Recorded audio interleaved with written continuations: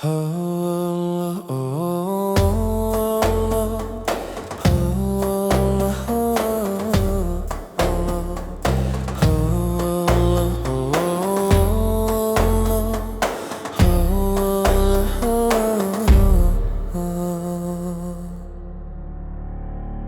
Ya Allah yang maha baik, sebelum aku terlelap, ku angkat kedua tanganku,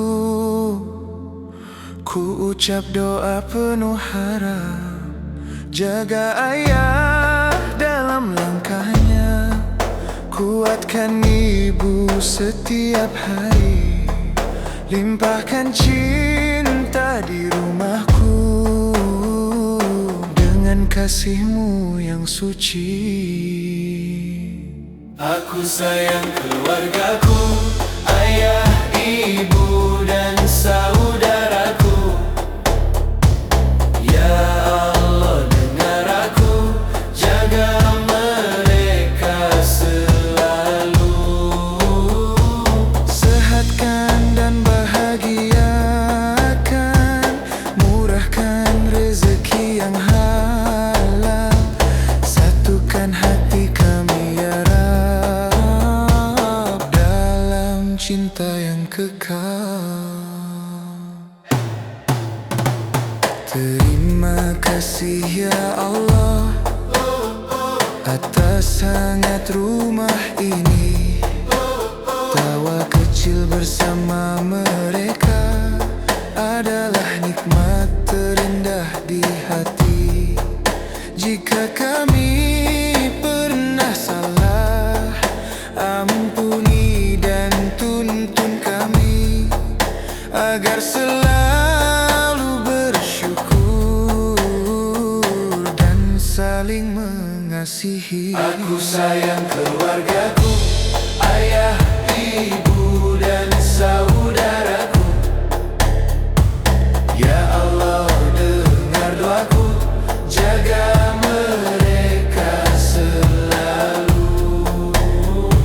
Sehatkan dan bahagiakan, murahkan rezeki yang halal, satukan hati kami ya Rabb, dalam cinta yang kekal. Ya Allah, lindungi ayahku.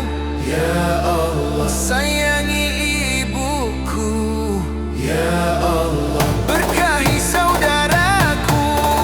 Kami ingin bersama di surga-Mu. Hey, hey.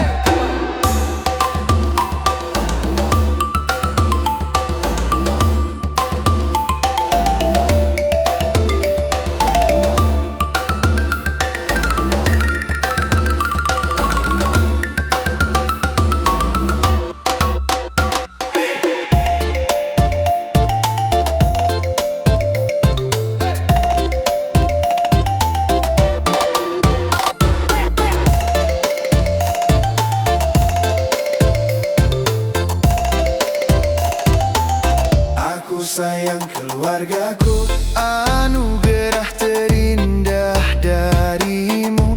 Ya Allah, kabulkan doa untuk ayah dan ibuku. Damai di rumah kami hingga akhir waktu nanti. Amin, amin ya Rabbal Alamin.